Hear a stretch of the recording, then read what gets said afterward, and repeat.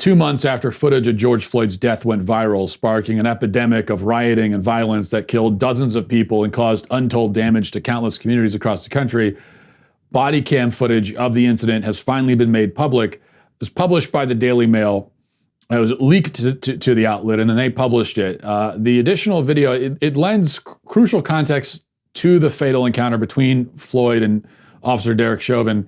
It also gives insight, importantly, into the states of mind of both men. And that's one of the main things you take away from this.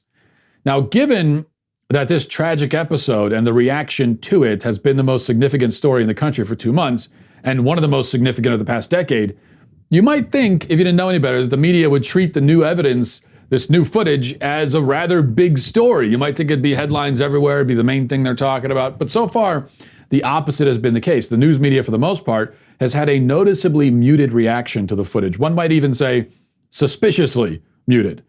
Perhaps that's because the story the new footage tells is, at the very least, far more complicated than the one the media and activists have been screaming into our ears since May. That story, with which we are all extremely familiar, of course, is that George Floyd was a compliant, peaceful man who was strangled to death, they said, by a racist, anti-black, sociopathic cop. Straightforward, we were told. Quite literally, black and white. And the only opinion one can really have about it is the kind of opinion that is easily expressed on a protest sign. That's what we were told. Now, of course, we've known from the beginning that some of this was, to put it gently, not exactly accurate. However Floyd was or wasn't acting on the day of his death, it strains credulity to use a word like peaceful to describe a man who once forced his way into a woman's home and robbed her at gunpoint in front of her child. That's a very difficult thing to call peaceful. As for the racism claim, well, there was perhaps no evidence to disprove it, but neither was ever any evidence presented to support it. It's merely assumed that any white police officer who kills a black suspect, no matter the circumstances, is motivated at some level by racism. Now, some of these killings may be motivated by racism, I don't know, but the burden of proof is on those who make the claim. Yet those who make the claim rarely acknowledge that there is any burden of proof to meet, much less make any honest attempt to meet it. Also, anyone following the story has known for some time that, in addition to everything else, according to the medical examiner's report, Floyd was not strangled to death and did not die from asphyxiation, as the media had so confidently declared in the immediate aftermath. It was found that Floyd, who had pre-existing heart conditions, 3 illicit drugs in his system, including fentanyl, which is 50 times more potent than morphine and known to cause respiratory distress, it was found that he died of cardiopulmonary arrest, complicating law enforcement subdual, restraint, and neck compression. That's what the medical examiner said. A medical examination performed by an examiner hired by Floyd's family contradicted those findings, claiming that he did in fact die of asphyxiation. So that was the status of things prior to this week's developments. We had an out-of-context video, a bunch of assumptions, and not much more. And those assumptions were considered reason enough to burn our cities. Now, the new footage doesn't necessarily clarify everything. In fact, it does the opposite. It adds complications and nuances to an issue that was once assumed to be utterly and completely straightforward. It's not. The body cameras worn by officers Alex Kang and Thomas Lane, the first 2 cops on the scene, show a number of things. They show that Floyd is agitated and uncooperative from the first moment that officers arrive in response to a call from a business owner who accused Floyd of trying to pass off counterfeit bills. Floyd is in his car when law enforcement first shows up. One of the officers draws his weapon because Floyd is initially hesitant to show his hands. They keep telling him to show his hands. He doesn't. Gun comes out. Once Floyd places his hands on his head in full view of the officers, the gun is holstered. After much coaxing, he's eventually removed from his car, taken to the police cruiser. Now, Floyd appears to have trouble walking on his way over to the police car, and they ask him several times if he's on something, and he was on several things. He shouts, "Ow," and seems to be in pain, even though he's only being grabbed by his arm. He's quite he's doing a lot of screaming and acting as though he's in pain. Once at the vehicle, he repeatedly refuses to get inside, saying that he's claustrophobic, though he'd just been sitting in his own car without any apparent difficulty. On the contrary, he was extremely reluctant to get out of his own vehicle. only to then claim he's too claustrophobic to get back inside one. At one point, as officers try to convince him to get in the car, Floyd actually says that he'd rather lay on the ground. He also says several times that he's going to die, that he can't breathe. All of this before he was on the ground. And he ends up there on the ground because he either falls or pushes himself out of the other side of the police cruiser as officers struggle to get him inside the vehicle. From that point, the scene unfolds as we all saw on the initial video 2 months ago. Now, you can go online and watch the full body cam footage. I would recommend doing that so you get the whole context. Obviously, I can't play all of that footage here, but I will play a clip of the interaction between Floyd and the officers at the police cruiser, because I think this is perhaps the most relevant portion. Hands on top of your head. Step out of the vehicle and step away from me, all right? Step out and face away. Step out and face away. Okay, please don't shoot me. Please, man. I'm not going to shoot you. Step out and face away. I'm going to get out of here, man. Please don't shoot me, man. Please, man. I just lost my mom, man. Stop resisting, man. I'm not. Yes, you are. Oh, ouchie, man. Are you on something right now? No, nothing. You acting erratic. Let's go. Yeah, man. Let's go. Why y'all doing me like that, Mr. Officer? Please, crack it for me and stuff, man. I am claustrophobic for real, Mr. Officer. You got him? Could you please crack it for me, please? Yes, I'm Remember my cracking. name. Stay with me, will. man. I will. Please stay with me, man. Thank you. I'm not that kind of guy, man. Take a seat. Yo, I'm gonna die here. Take a seat. I'm gonna die, man. You need to take a seat right now. And I just had COVID, man. I don't want to go back to that. Okay, I'll roll the windows down. Hey, listen. Dang, man. Listen. I'm not that kind of guy. I'm not a bad guy, man. Get in the car. I'm not a bad guy. Man. No. Please, officer. Please, sit. Please. Take a seat. Please, man. Please. No. Take a seat. I can't choke. I can't breathe, officer. Please. Fine. My wrist, man. My wrist, man, please. I can't take this, man. I can't. I'm on the ground. Get in the squad. I know I can't breathe.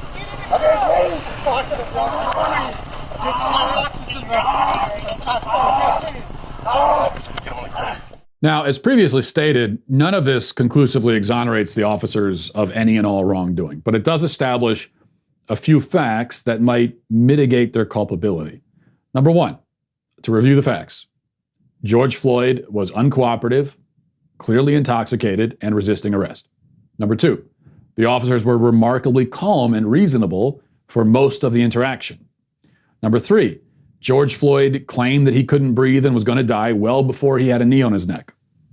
Number four, the officers never did or said a single thing that any reasonable person could possibly construe as racist. Now, all of those points are important, but let's focus on point three for a moment here. Floyd said that he was too claustrophobic to get in the police car and that he might die and couldn't breathe, even though he was just sitting in a car. He was screaming that he was in pain, even though officers at that point weren't doing anything that could have caused him any physical harm. We should also note that he said at one point that his mom had just died, even though she'd been dead for over 2 years. Now, the officers would not have known that, when his mom died, obviously, or presumably, but the point is that cops, they hear nonsense like this from suspects all day, every day. Just ask them and they'll tell you.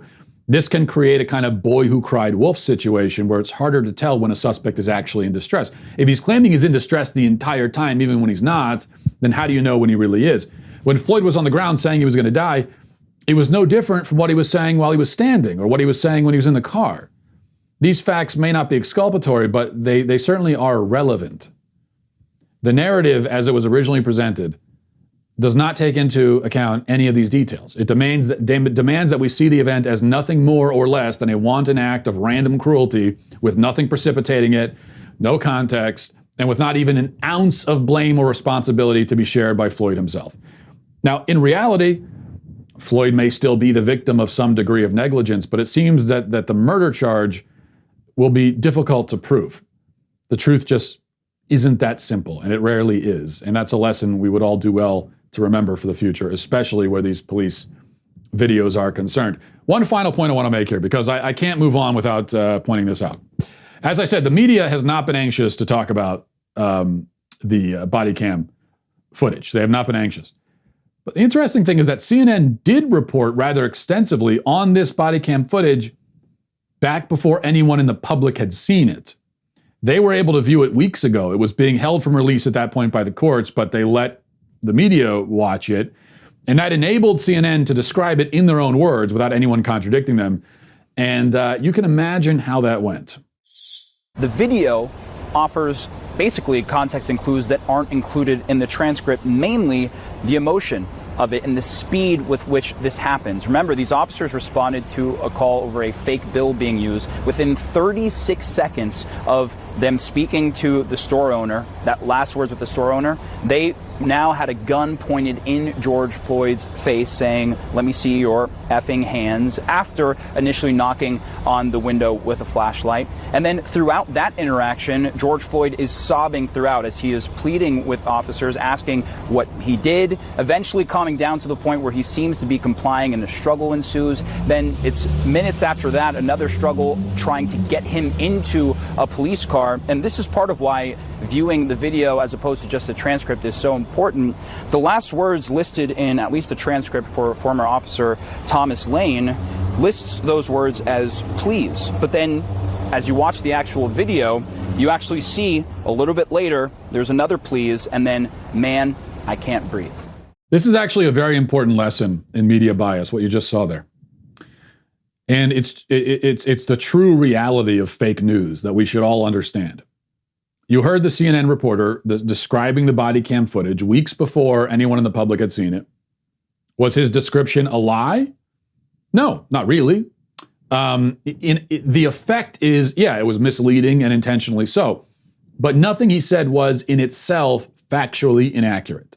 Floyd does cry and plead, and there are points in the video when he seems to be complying. Of course, he's not really complying at any point at all, but he's resisting the whole time. But he does seem to be complying in individual spots in the video. That's how it was phrased. And when you describe it like that, like the reporter does here, it sounds pretty damning for the police. When you watch it, on the other hand, it feels very different and looks very different. That's because CNN left out many details.